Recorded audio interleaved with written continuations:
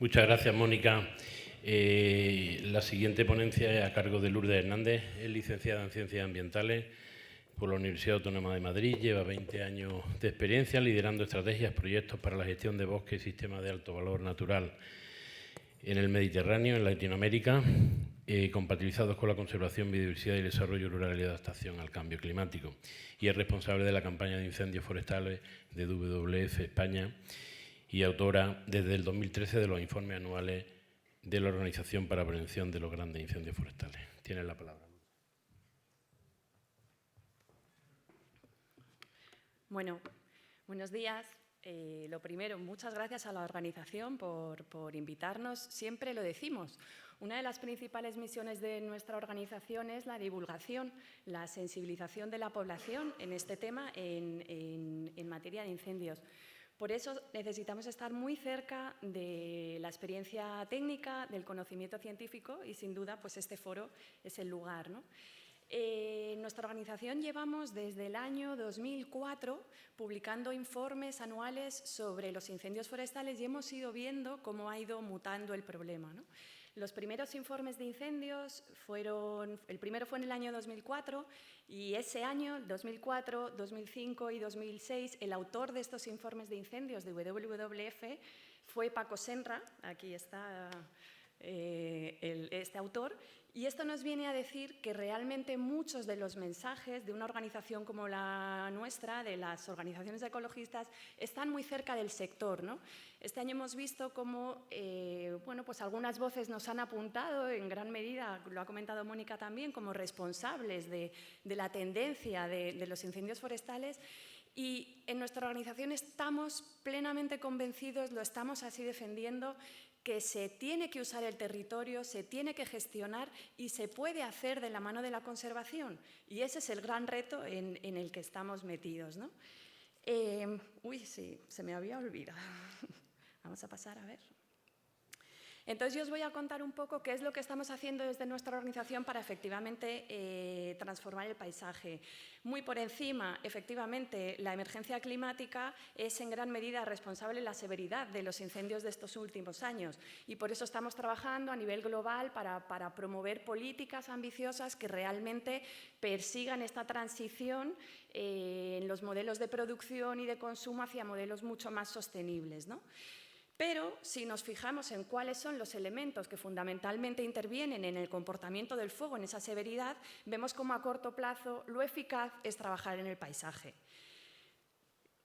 ¿Trabajar en el paisaje cómo? Bueno, pues en España tenemos 26, 28 millones de hectáreas. Ayer comentaba Carmen que necesitábamos 1.200 millones de euros al año para promover una gestión forestal sostenible en todas nuestras masas forestales y, siendo realistas, a corto plazo no vamos a tener esos 1.200 millones de euros. Ojalá sí, ojalá seamos capaces de lograrlos.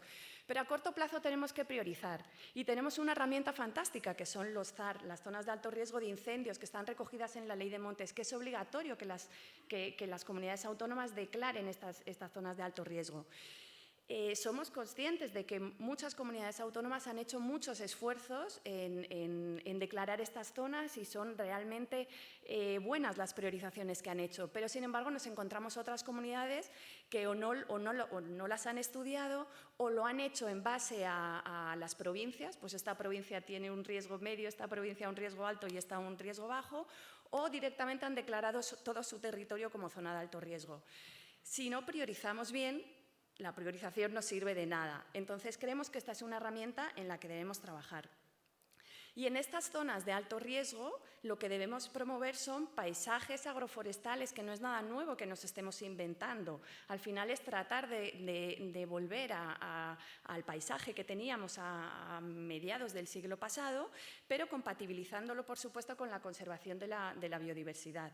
Que haya espacio para pastos donde está el ganado, que haya cabida para masas forestales que se gestionan, que se aprovecha, que sea un mosaico. Hay un estudio muy interesante que promovió, creo que fue en el año 2020, la Universidad de Santiago, la Universidad de Oporto, con el Centro Forestal Tecnológico de Cataluña, que venía a decir, hizo unas simulaciones con 4 tipos de gestión, uno sería el no gestionado, Y los resultados venían a decir que si no hacemos nada, el escenario 1 de paisaje no gestionado, la severidad, la intensidad de los incendios y la superficie afectada se va a incrementar en un 25%. Esto lo aplicaban en un espacio transfronterizo entre Galicia y Portugal, el Sures-Lleres. Y había un último escenario, los dos intermedios no los menciono por falta de tiempo, en el que se combinaban sistemas de alto valor natural, como podían ser pues viñedos, olivares, pastos para ganadería extensiva, con aprovechamiento de las masas forestales, y en ese escenario veían cómo la severidad y la superficie afectada se podía reducir en un 50%. Entonces, estos son los paisajes a los que tenemos que tender y que nos lo contará Fernando con muchísimo más detalle.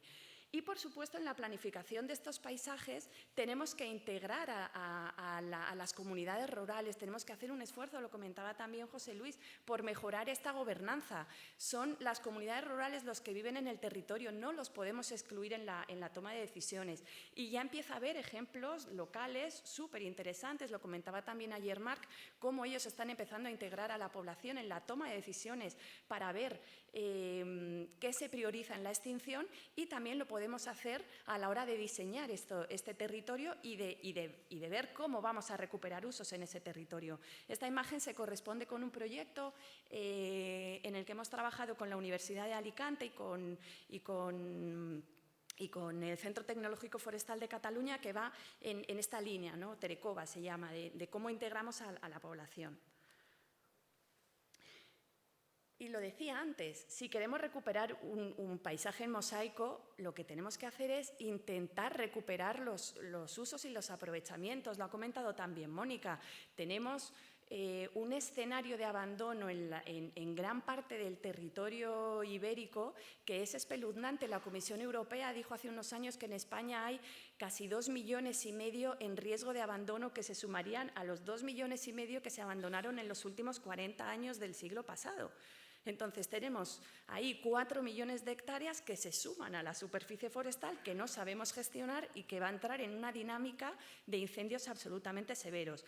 Estamos trabajando para que se reactive la Ley de Desarrollo Sostenible del Medio Rural. Es una ley estupenda que lleva años metida en un cajón y que realmente se tiene que dotar de presupuesto, con un cronograma, implicar a la población para que pueda ser real el que se pueda vivir dignamente en el medio rural. Carmen ayer también comentaba que los jóvenes no están dispuestos a volver al campo. Yo no estoy de acuerdo. El problema es que hoy en día la mayor parte de las actividades del sector primario, en extensivo, no hablamos de la agroindustria, como comentaban también esta mañana, no son rentables, están al límite de la viabilidad. Lo que tenemos es que legislar hacia lo rural y que efectivamente sea una opción digna y viable para la gente que se quiere quedar en el territorio rural. Hay que cambiar la PAC. Solamente hablando en temas de ganadería extensiva, pues diríamos que es fundamental que pueda ser admisible en los pagos directos toda la superficie que realmente pastan los pastores, ¿no? y que no se excluya la superficie arbustiva, la superficie leñosa, porque entonces penalizan a aquellos productores que tienen vegetación en sus explotaciones, ¿no? Es algo complicado, llevamos muchos años trabajando para cambiar la PAC, no lo conseguimos, pero ahí seguimos peleando. Fundamental, una estrategia estatal de ganadería extensiva. Precisamente hoy en Madrid estamos presentando un documento al MITECO, al MAPA, en el que hemos trabajado con la Sociedad Española de Pastos, con la Plataforma Estatal de Ganadería Extensiva, porque creemos que es fundamental que se distingan en el mercado los productos que vienen de ganadería extensiva de los que vienen de ganadería industrial. Hoy en día, cuando vamos al lineal del supermercado, no podemos elegir, entonces están compitiendo en desigualdad de condiciones. Tienen una normativa sanitaria que no está adaptada al sector, unas trabas burocráticas tremendas. Tenemos que salvar todo esto para que realmente sea algo viable. Necesitamos una política de fiscalidad verde que efectivamente esté basado en quien produce conservando recibe, porque es fundamental que las personas que quieran vivir en el medio rural tengan estos apoyos fiscales, ¿no? Que hoy en día pues, estamos muy lejos de tener esto. En definitiva, insisto, creo que debemos ser capaces de recuperar usos pero haciéndolo compatible con la conservación de la naturaleza, con el secuestro de carbono, y tenemos una grandísima oportunidad por delante. Otro elemento fundamental, programa de cremas prescritas, que esté reglado a nivel estatal. Somos firmes defensores. Yo sé que que una organización ecologista esté defendiendo las quemas, no os podéis imaginar la cantidad de socios que nos llaman preocupadísimos por el tema de las cremas prescritas. Ojalá pudiéramos dinamizar el territorio, ojalá pudiéramos hacer tratamientos silvícolas, pero lo cierto es que no lo es. Pero llevamos 40 años hablando, bueno, sobre todo vosotros, nosotros nos hemos sumado más tarde a esta defensa de las quemas, pero está realmente comprobado cómo de forma absolutamente reglada ofrece muchos beneficios para la biodiversidad, evitas fuegos de alta intensidad y encima son altamente competentes en tema de costes. ¿Y qué hacemos con el abandono? Esto es otro tema que seguro al que os habéis enfrentado muchos de vosotros, ¿no? A nosotros nos ha pasado muy a pequeña escala cuando hemos intentado favorecer acuerdos de custodia en lugares, en Sierra Morena, se me viene ahora en mente, cuando intentas hacer acuerdos de custodia entre propietarios forestales, ganaderos, y te encuentras que los propietarios forestales, ¿dónde están? ¿Dónde estás? Empiezas a tirar del hilo y no los encuentras. Es gente que ni siquiera sabe que tienen la titularidad de esa tierra, ¿no?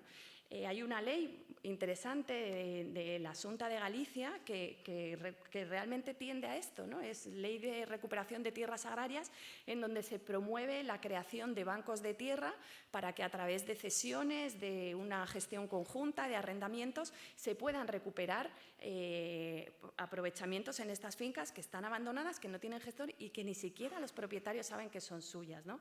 Ojalá priorizando los usos más sostenibles desde el punto de vista socioambiental.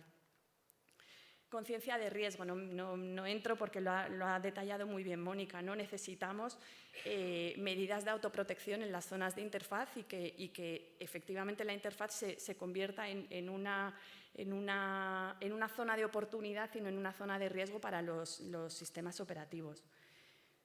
¿Qué es lo que hace falta para todo esto? Creo que el consenso técnico y el conocimiento técnico y científico lo tenemos. Creo que esto que he dicho se ha dicho a lo largo de todos estos días y creo que en el 90% coincidimos todos.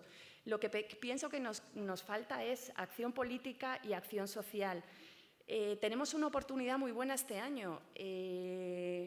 Creo que todos los que estamos aquí, todos los que mínimamente trabajamos en el sector forestal, en el medio rural, en el tema de incendios, sabemos que lo que ha pasado este verano tarde o temprano iba a ocurrir, ¿no? Estamos viendo las tendencias de los últimos 10 años y realmente no ha sido una sorpresa para el sector. Ha sido una sorpresa quizá a nivel político, a nivel social, que se han llevado las manos a la cabeza y tenemos que hacerles ver que realmente si seguimos en esta espiral de inacción, episodios como el de Pedro Grau en Portugal o lo que sucedió en Galicia o lo que sucede en California, en donde hay víctimas mortales, realmente puede pasar en España, ¿no? Entonces, efectivamente, necesitamos ese compromiso político, pero necesitamos políticas que sean valientes, que no sean oportunistas, que no sean cortoplacistas y que realmente tiendan a intervenir en el paisaje, ¿no? Y nosotros llevamos ya como 4 años pidiendo una estrategia estatal para la gestión y la prevención de incendios forestales que articule todo esto que hemos contado de transformación del paisaje y que atienda también a la elevada ignición que tenemos en el territorio y que lo comentaba también Mónica, ¿no?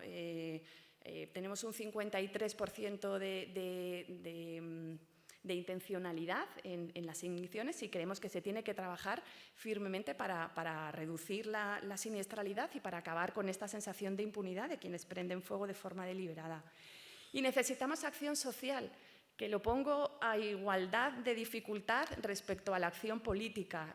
Creo que necesitamos repensar nuestros valores a nivel social, ¿no? Este año lo veíamos como sobre todo la población urbanita se llevaba las manos a la cabeza, ¿no? de lo que estaba sucediendo, sin ser conscientes de que tienen en su mano un enorme poder de cambio y de transformación a través del consumo local, ¿no? En lugar de elegir espárragos chinos o peruanos, pues apostar por el espárrago español, ¿no? o a través de ganadería extensiva o aceite español o vino de la zona, ¿no? Creo que esto es en lo que tenemos que trabajar en gran medida, en repensar estos valores como sociedad y ver que efectivamente parte del cambio está en nosotros mismos.